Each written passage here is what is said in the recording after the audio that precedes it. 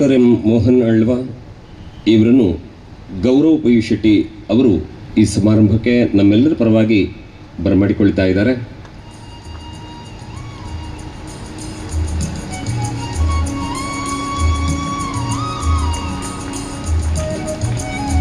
ಗುರುಮೆ ಸುರೇಶ್ ಶೆಟ್ಟಿ ಅವರನ್ನು ಕೂಡ ಬಂಜಾರ ಪ್ರಕಾಶ್ ಶೆಟ್ಟಿ ಅವರು ಈ ಕಾರ್ಯಕ್ರಮಕ್ಕೆ ನಮ್ಮೆಲ್ಲರ ಪರವಾಗಿ ಬರಮಾಡಿಕೊಳ್ತಾ ಇದ್ದಾರೆ.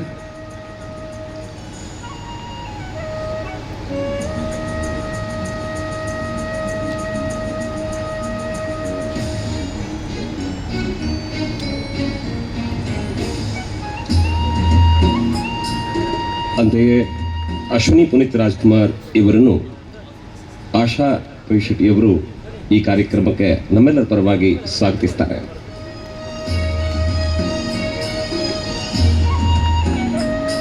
ಬಂಧುಗಳೇ, ಇಲ್ಲೊಂದು ಸಂತಸದ ಸಂಗತಿ ಇದೆ. ತನ್ನ ಬದುಕಿನ ಎತ್ತರಕ್ಕೆ ಕಾರಣವಾಗುವ ಅಪ್ಪ ನಾನು ಸಾಗಬೇಕಾದ ದಾರಿಯನ್ನು ತೋರಿಸ್ತಾರೆ ಅನ್ನೋ ಕಾರಣಕ್ಕೆ ಅಪ್ಪನನ್ನೇ ಈ ವೇದಿಕೆಯಲ್ಲಿ ಶಾಲು ಹೊದಿಸಿ ಪುಷ್ಪಗುಚ್ಛ ನೀಡಿ ಸ್ವಾಗತಿಸುವ ಮಗ ನಿಮ್ಮ ಮುಂದೆ ಗೌರವ್ ಪಿ ಶೆಟ್ಟಿ ಇದ್ದಾರೆ.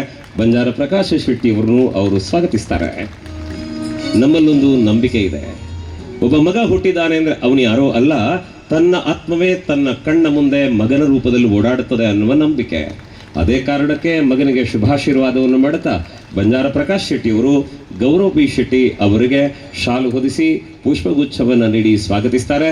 ಬಂಧುಗಳೇ, ಇದು ನಿಮ್ಮ ಎದೆಯ ಗುಡಿಯಲ್ಲಿ ನಾವು ಹುದುಗಿಸಿಟ್ಟ ಪ್ರೀತಿಯ ಅನಾವರಣ ಅಂತ ಭಾವಿಸ್ತೇನೆ. ದೇವರು ಕೊಟ್ಟ ಎರಡು ಕೈಗಳು ಅದ್ದೂರಿಯ ಚಪ್ಪಾಳೆಯ ಧ್ವನಿಯ ಮೂಲಕ ಬಂದ ಎಲ್ಲರನ್ನ ಸ್ವಾಗತಿಸಲಿ. ಇದೀಗ ಗೌರವ್ ಪಿ ಶೆಟ್ಟಿ ಅವರಿಗೆ ಪ್ರಕಾಶ್ ಶೆಟ್ಟಿ ಅವರಿಂದ ಪ್ರೀತಿಯ ಸ್ವಾಗತ.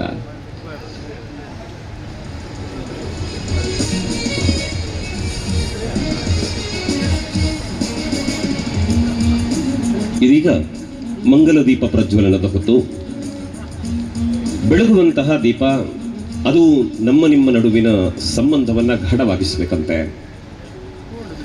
ಆ ದೀಪದ ಬೆಳಕಿನಲ್ಲಿ ಪರಸ್ಪರವಾಗಿ ದೀಪ ಬೆಳಗುವಂತೆ ಪ್ರಾರ್ಥನೆ.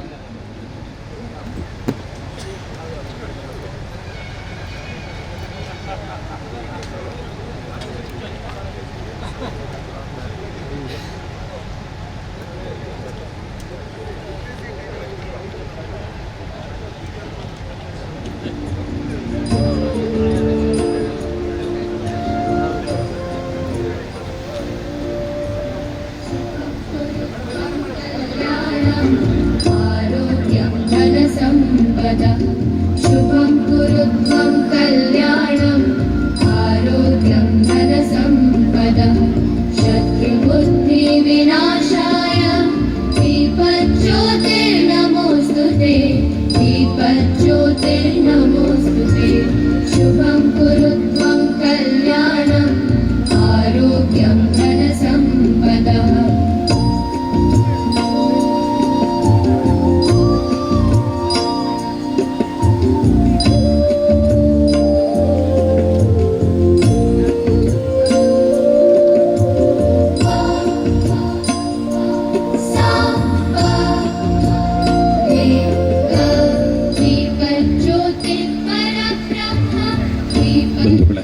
ನಂತರ ನಮ್ಮೊಂದಿಗೆ ಸಹಕಾರವನ್ನು ನೀಡಬೇಕು. ಧನ್ಯವಾದ.